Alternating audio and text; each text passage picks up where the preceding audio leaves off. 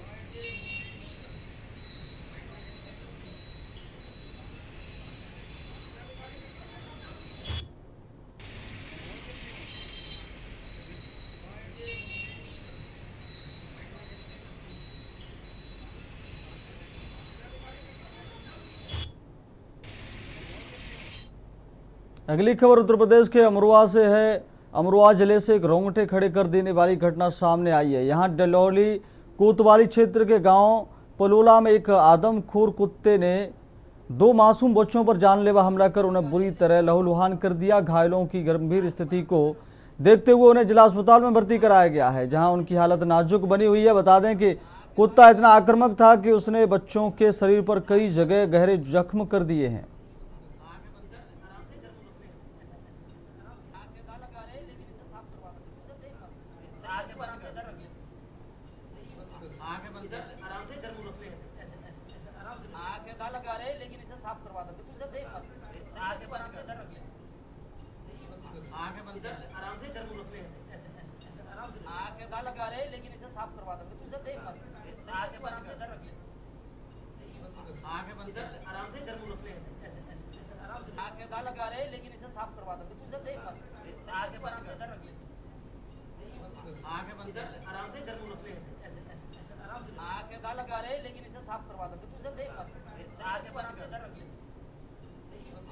लेकर चलते अब आपको अगली खबर की तरफ। हजारीबाग जिले के मुफस्सिल थाना क्षेत्र में अहले सुबह भीषण सड़क हादसा हो गया। बिहार से शादी समारोह में शामिल होकर लौट रहे एक परिवार की कार सड़क किनारे खड़े हाईवे से जा टकराई।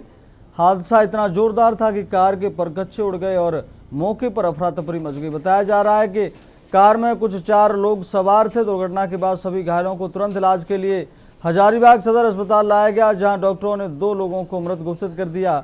मृतकों की पहचान विदा देवी और चंदन कुमार के रूप में हुई है।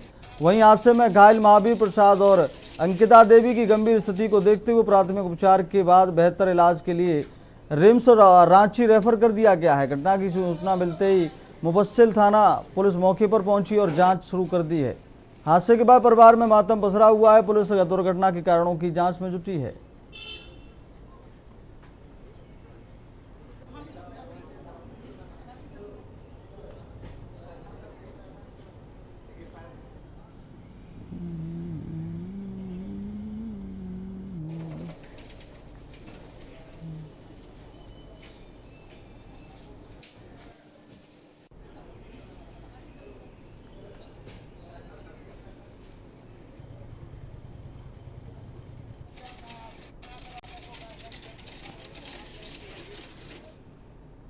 अगली खबर आपको बताते हैं सोनभद्र में हाईवे पर खड़े ट्रकों को निशाना बनाकर डीजल और स्टेपनी टायर चोरी करने वाले संगठित गिरोह पर पुलिस ने बड़ा प्रहार किया है। रॉबर्ट्सगंज पुलिस ने 3 शातिर अभियुक्तों को गिरफ्तार करते हुए उनके कब्जे से भारी मात्रा में चोरी का डीजल और टायर बरामद किए हैं। पुलिस पूछताछ में आरोपियों ने जिस तरीके से वारदात को अंजाम देने का खुलासा किया, उसने पूरे गिरोह की खतरनाक कार्यशैली को उजागर कर दिया है।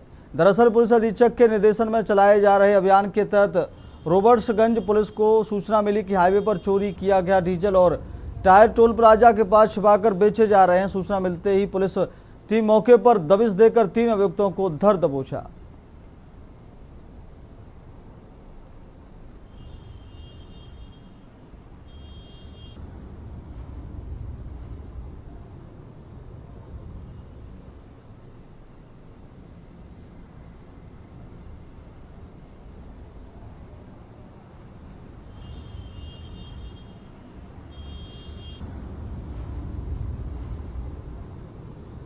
ऊंची कुर्सी बैठ।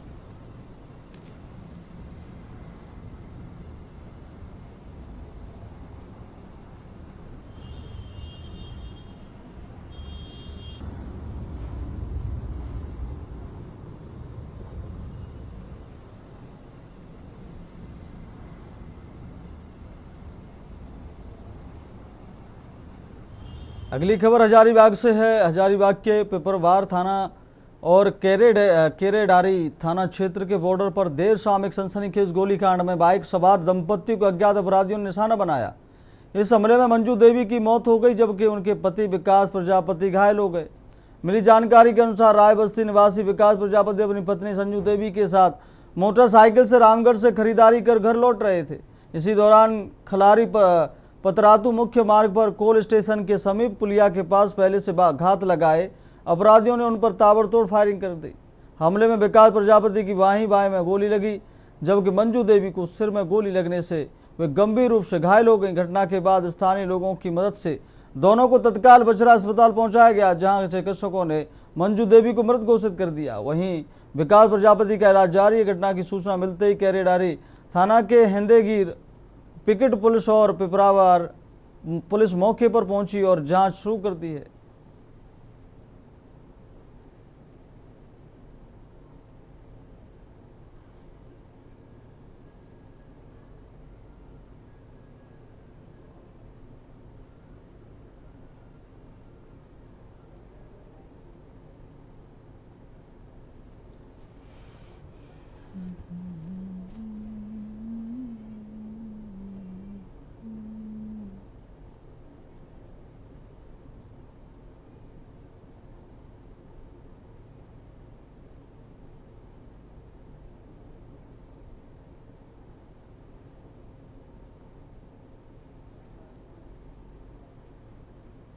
अगली खबर उत्तराखंड के चमोली जनपद से है। चमोली जनपद में अलकनंदा नदी के तट पर नरो नारायण पर्वत संखालुओं के बीच स्थित है भगवान बद्री विशाल का मंदिर। बद्रीनाथ में भगवान विष्णु के रूप में यहाँ देवी लक्ष्मी के साथ निवास करते हैं। भगवान विष्णु बद्रीनाथ में बद्री विशाल के रूप में विराजमान हैं, जहाँ वे अपने दिव्य रूप में नरो नारायण की पूजा स्वीकार करते हैं। वेदाचार्य पंडित देवी प्रसाद भट्ट की यदि माने तो बद्रीनाथ में भगवान विष्णु की प्रातःकाल पूजा की जाती है, जबकि दिन में भगवान विष्णु जगन्नाथ में भोजन करते हैं।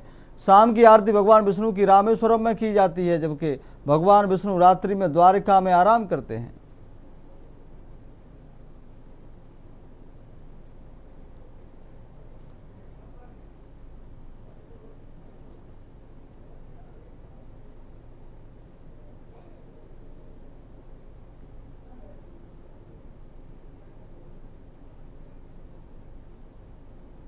स्वयं 6 महीने जो है देवताओं की पूजा से सम्मानित होते हैं और 6 महीने नर पूजा से सम्मानित किए जाते हैं। इसलिए बद्रीनाथ में सदेह, जिसको हम देह सहित कहते हैं, बद्रीनाथ में विष्णु का अवतार है।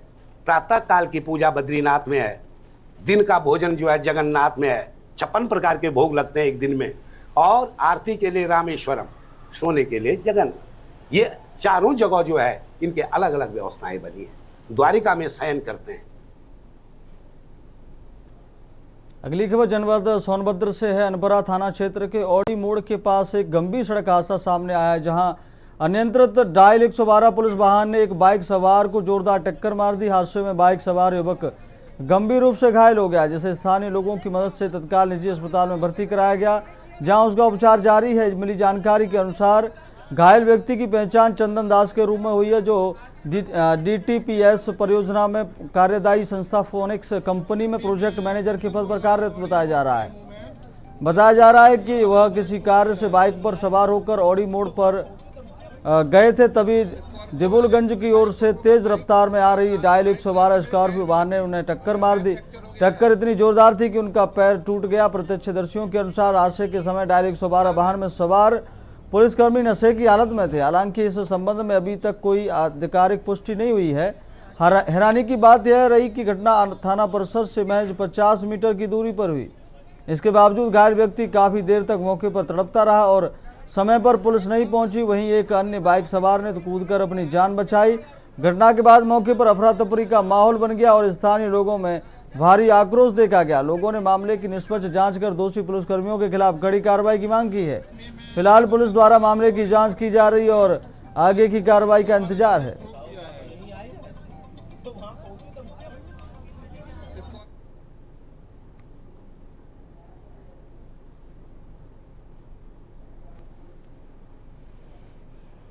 अगली खबर राजधानी के लखनऊ से है। सरोजनी नगर थाना क्षेत्र के अंतर्गत हाइडल चौराहे के पास कानपुर राष्ट्रीय राजमार्ग पर लगने वाली लेबर मंडी अब हाईवे की मुख्य सड़क पर नहीं लगेगी। यातायात में होने वाली भारी दिक्कतों और सुरक्षा जोखिमों को देखते हुए पुलिस प्रशासन ने यह ठोस निर्णय लिया है। कानपुर नेशनल हाईवे पर हाइडल चौराहे के पास बड़ी संख्या में मजदूर काम की तलाश में सड़क किनारे जमा होते थे।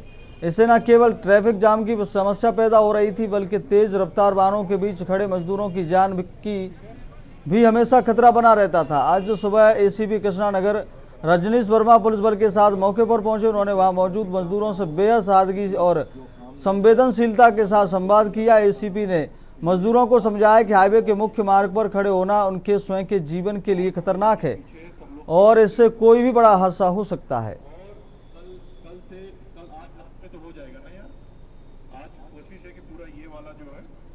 बराबर आ जाएगा, जिससे खड़े होने में